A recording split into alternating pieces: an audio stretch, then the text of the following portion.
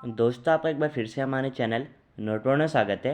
आज की इस वीडियो में हम आपके लिए सिलेबस लेकर आए हैं क्लास 9th और 10th का संस्कृत का जो सिलेबस है सेशन 2022 और 23 के लिए। ठीक है, तो सर इस वीडियो में आपको सिलेबस भी बताऊंगा। ठीक है, कौन कौन से जो चैप्टर्स आ रहे हैं आपके इस साल के एग्ज़ाम में वो भी बताऊँगा, और जो पेपर का पैटर्न है किस तरीके से है वो भी बताऊँगा। ठीक है, तो पूरी वीडियो एंड तक देखिएगा, कोई भी जो टॉपिक है वीडियो का वो मिस मत कीजिएगा। ठीक है, तो ये कुछ बातें दे रखी हैं, आप देख लीजिए।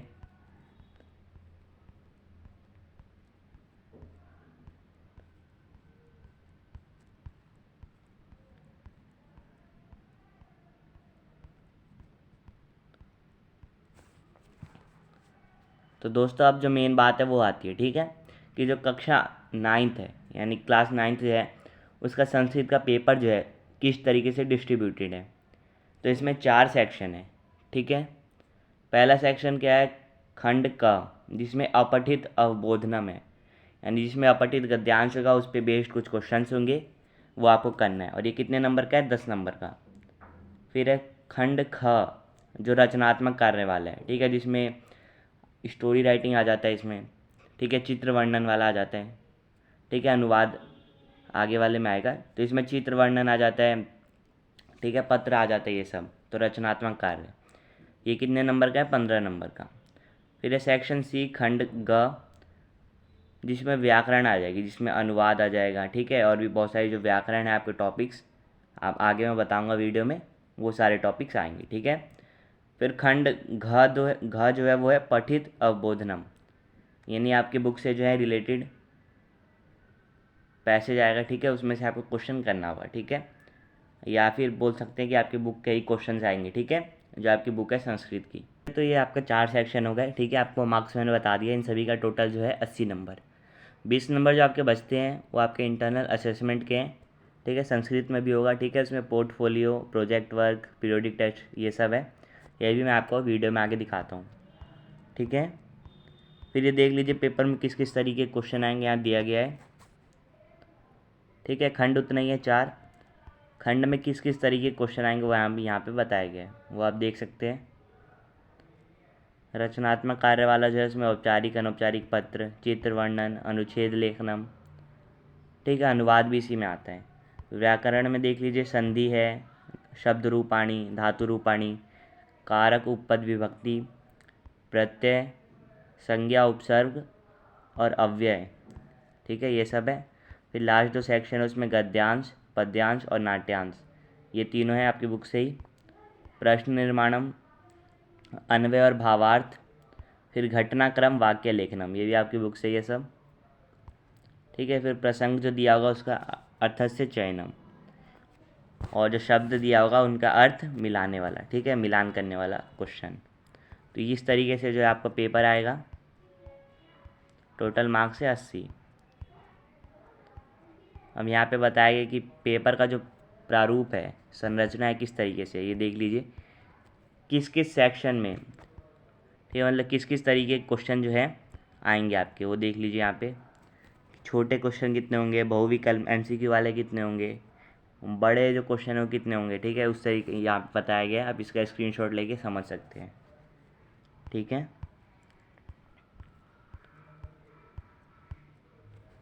और ये देख लीजिए वही चीज़ जो वहाँ पे लिखी हुई थी उसी को अच्छे से बताया गया है, देख लीजिए। अपठित गद्यांश में क्या किस किस तरह के क्वेश्चन आ सकते हैं। ठीक है, शीर्षक लेखनम, अनुच्छेद, ये सब चीज़ें यहाँ पे दे रखी है। खंड खा देख लीजिए क्या क्या है। यहाँ पे जो लेटर्स दे रखे हैं औपचारिक और अनौपचारिक, आपको उन्हीं की प्रैक्टिस करनी है अगर आप करना चाह रहे हैं अभी तो। ठीक है, अवकाश के लिए और यहाँ पे जो जो लिख रखा है स्वच्छता के लिए।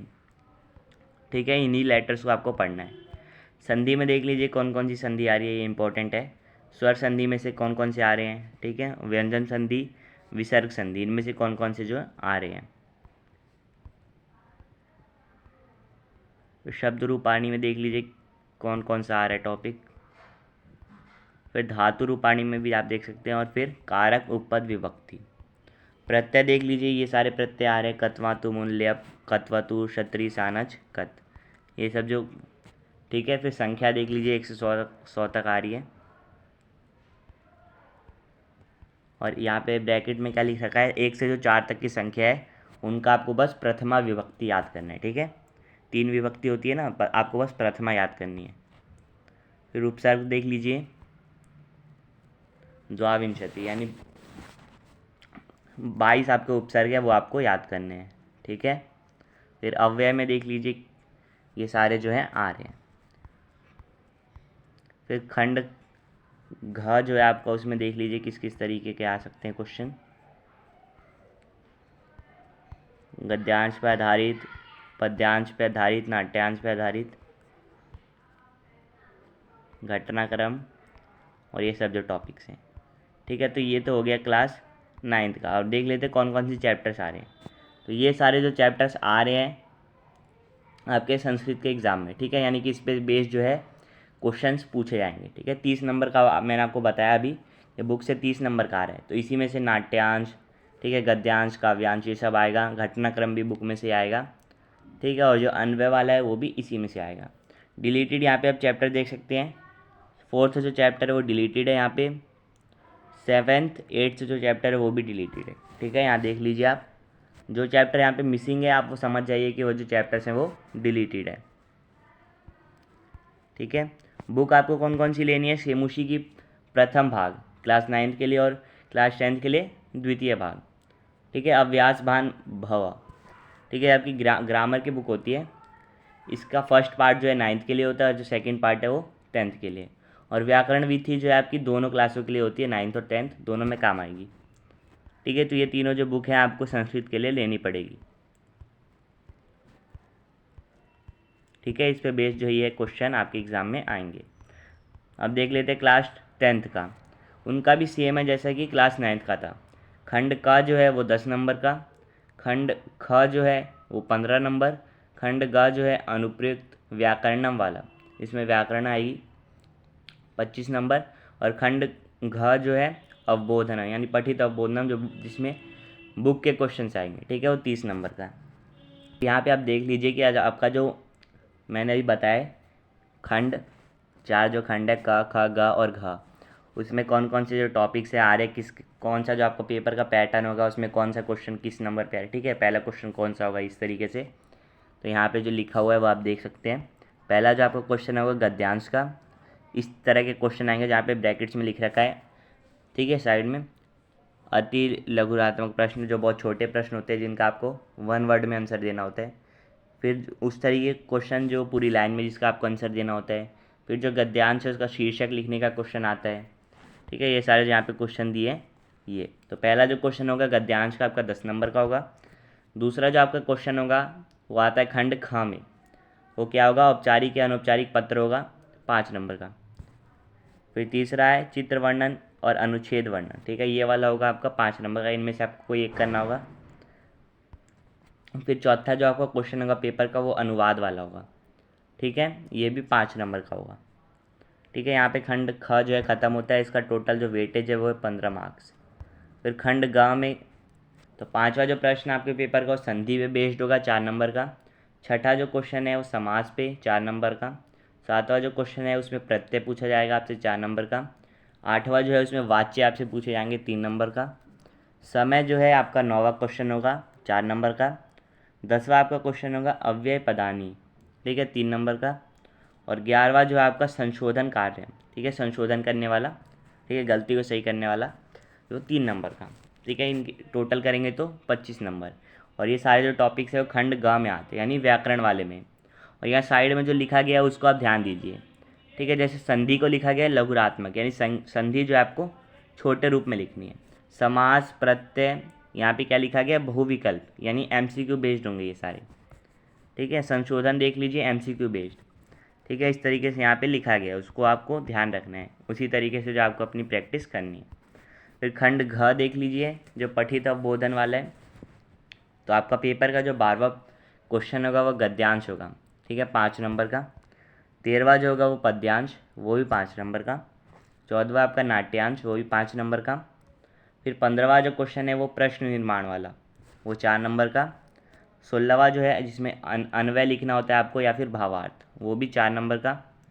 और घटनाक्रमानुसार यानी घटनाक्रम वाला होता है जो पार्ट से आपकी जो बुक है उसमें से कोई पार्ट लिया जाता है, ठीक है, उसकी कुछ घटनाएं ली जाती हैं, उसको इधर उधर करके लिख दिया जाता है, उसको आपको क्रम में लगाना होता है, ठीक है। तो ये 4 नंबर का। और ठीक है, और एक प्रसंग दिया होगा उसका आपको अर्थ चुनना है, तो ये भी 4 नंबर का। और यहाँ साइड में आप ज़रूर देख लीजिए कि किस तरीके के क्वेश्चन आएंगे, ठीक है। लघु क्वेश्चन है मतलब छोटे आएंगे, अति लघु यानी बहुत छोटे, पूर्ण वाक्य है जिसका आंसर जो आपको पूरी लाइन में देना है, या किस तरीके से यहाँ पे आपको साइड में दिया गया है, ठीक है। तो खंड ख जो होगा इन सब का टोटल करने के बाद होगा 30 नंबर का। तो ये सारे जब खंडों का आप टोटल करेंगे तो होगा 80 नंबर, ठीक है। तो होप अभी आप समझ गए होंगे किस तरीके से जो है आपका पेपर का पैटर्न है। फिर ये देख लीजिए क्वेश्चंस किस तरीके से डिवाइडेड है, ठीक है। दीर्घ उत्तर वाले कितने क्वेश्चन हैं, बहुविकल्प वाले कितने हैं, छोटे उत्तर वाले कितने हैं, अति लघु कितने हैं, यहाँ पे दिया गया है, ठीक है। आप इसको देख सकते हैं,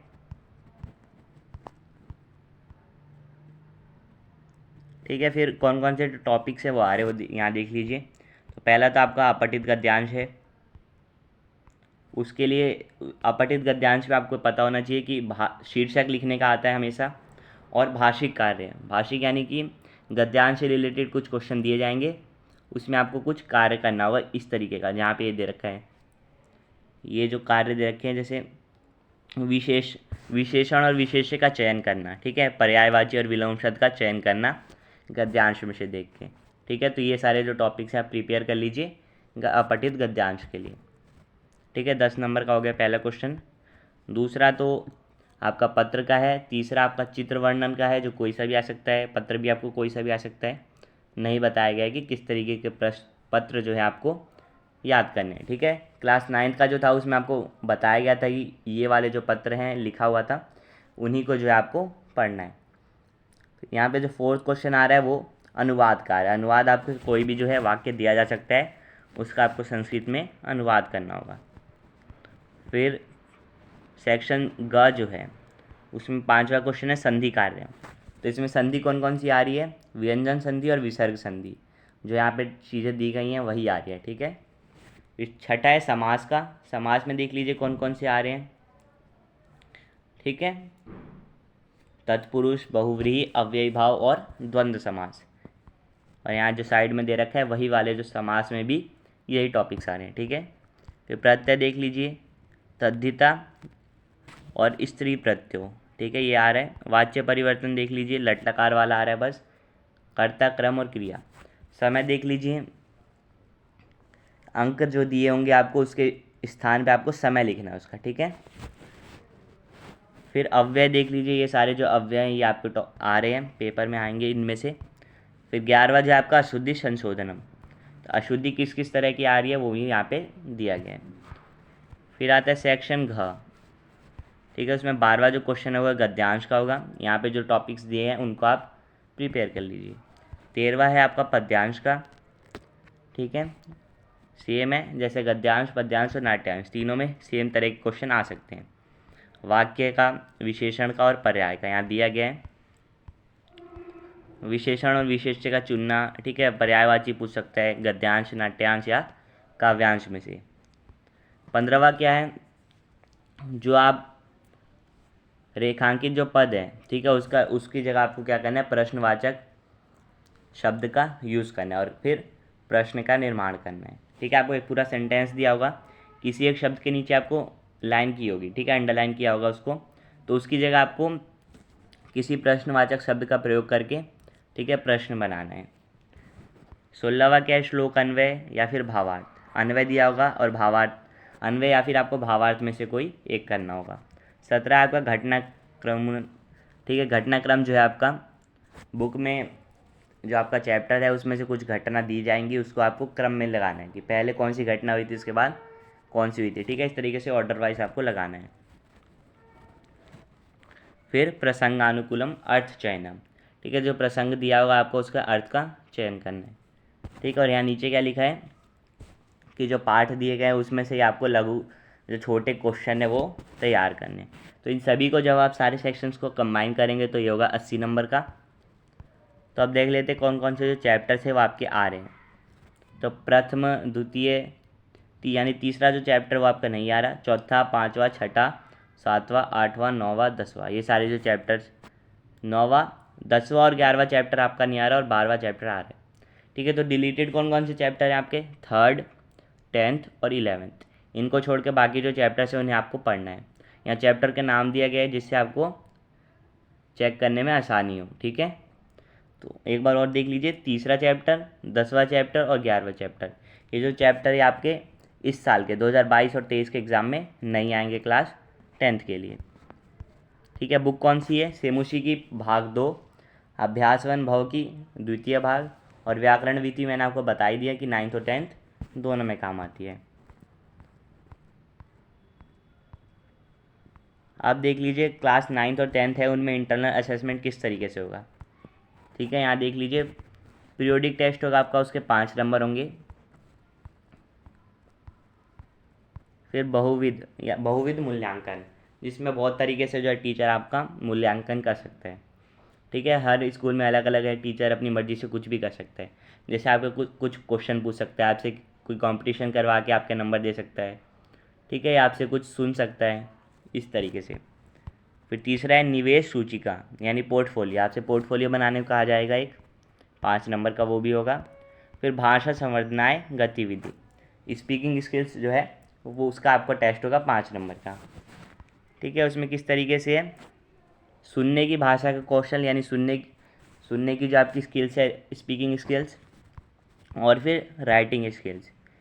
ठीक है, इनके बेस पे जो आपके 5 नंबर मिलेंगे। तो इस तरीके से जो है इंटरनल असेसमेंट होगा क्लास 9th और 10th का। तो होप आप समझ गए होंगे कि किस किस तरह के जो क्वेश्चंस हैं वो आएंगे आपके इस एग्ज़ाम में। इतना तो आपको अभी तक पता चल गया होगा कि जो आपका एग्ज़ाम है एक ही बार होगा। ठीक है, 80 नंबर का होगा पूरा।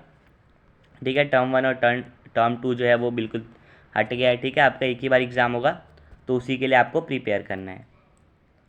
ठीक है, और कौन कौन से टॉपिक्स आ रहे हैं संस्कृत के, यहाँ पे मैंने बता दिया आपको क्लास 9th और 10th के लिए। पेपर का पैटर्न किस तरीके से होगा वो भी मैंने आपको बता दिया, और कौन कौन से जो चैप्टर्स हैं वो डिलीटेड है वो भी मैंने आपको इस वीडियो में बता दिया। तो होप आपको वीडियो अच्छी लगी हो। तो आपसे फिर मिलेंगे नेक्स्ट वीडियो में किसी और टॉपिक के साथ। तब तक के लिए bye bye, see you again and thanks for watching.